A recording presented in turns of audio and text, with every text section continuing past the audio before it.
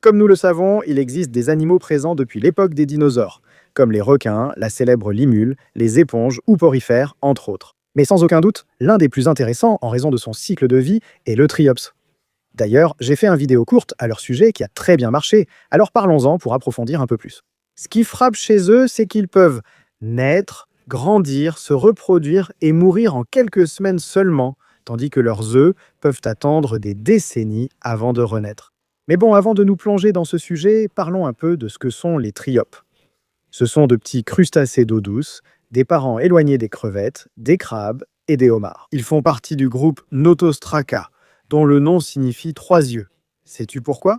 Car ils en ont 3. Ils ont 2 yeux composés et un œil simple au milieu qui détecte la lumière. En fait, leur forme corporelle est si ancienne qu'elle a à peine changé au cours des plus de 200 millions d'années qu'ils ont passé sur cette planète Terre. C'est pourquoi on les surnomme souvent des fossiles vivants, bien que ce ne soit pas scientifiquement exact.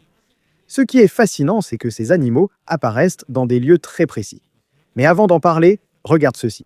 Je veux te présenter mon club de courrier appelé Amoureux de la nature, où tu peux t'abonner et chaque mois je t'enverrai de l'art fait à la main par moi-même. Ce mois-ci, c'est au tour des loutres de mer. Et cette fois, tu recevras cette linogravure faite à la main, réalisée par moi. Si tu ne me crois pas, voici le tampon que j'ai fabriqué et gravé moi-même et qui m'a pris plus de 4 heures à faire. J'espère que tu t'abonneras.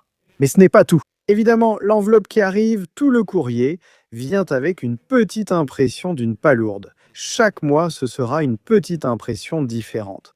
Je la grave aussi si tu ne me crois pas. Voilà le tampon, tout est fait main.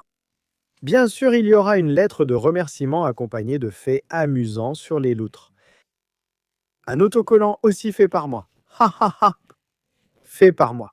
Et aussi une magnifique œuvre d'art qui est un marque-page sur lequel il y a 3 loutres. C'est simple, mais chaque loutre a une particularité si tu regardes bien. La première a une pierre, car les loutres ont des poches sous les aisselles pour garder leur pierre préférée pour casser les palourdes, comme celui de la deuxième loutre. Et aussi un oursin, parce que si tu ne le savais pas, les loutres de mer sont l'un des principaux régulateurs de cette population.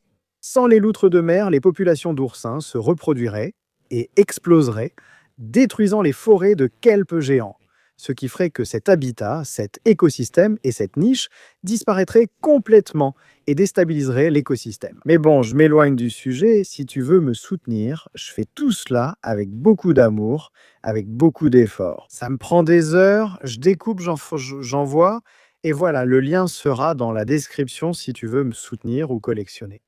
Art unique, réalisé par mon frère, donc voilà, je te laisse le choix. Merci beaucoup. Au fait, chaque mois, c'est un animal différent.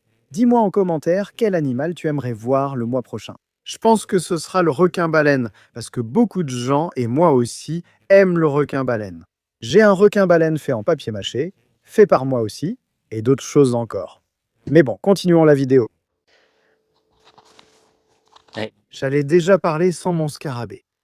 Pour survivre des millions d'années, un animal ne doit pas être trop difficile sur ses préférences. Normalement, il doit être un généraliste, mais les triopes vivent dans des mares temporaires, des lagunes saisonnières et des dépressions qui ne se remplissent d'eau qu'après de fortes pluies. Les triopes se trouvent sur tous les continents, sauf l'Antarctique. Et je ne sais pas pour vous, mais quand j'étais gamin, il n'y avait que 5 continents. Amérique, Europe, Asie, Afrique et Océanie. Maintenant, je ne sais pas si les jeunes ont déjà mis à jour ça et divisent en Amérique du Nord et Amérique du Sud. Et considèrent aussi l'Antarctique. Ça dépend du pays, mais je m'éloigne déjà du sujet comme d'habitude. En tout cas, on les trouve presque partout où il y a une flaque d'eau. Et leur grand avantage, c'est qu'ils vivent dans des environnements où d'autres animaux ne peuvent pas survivre, occupant une niche très spécifique, ce qui leur a permis de survivre pendant plus de 220 millions d'années, selon les plus anciens registres.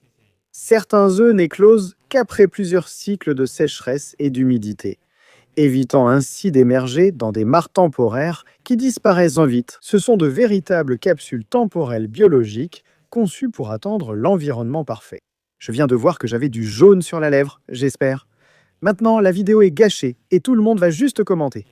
Ismaël Chi, tu as quelque chose sur la lèvre, au lieu de prêter attention aux informations. Ce n'est pas grave, ils ont même été emmenés dans l'espace.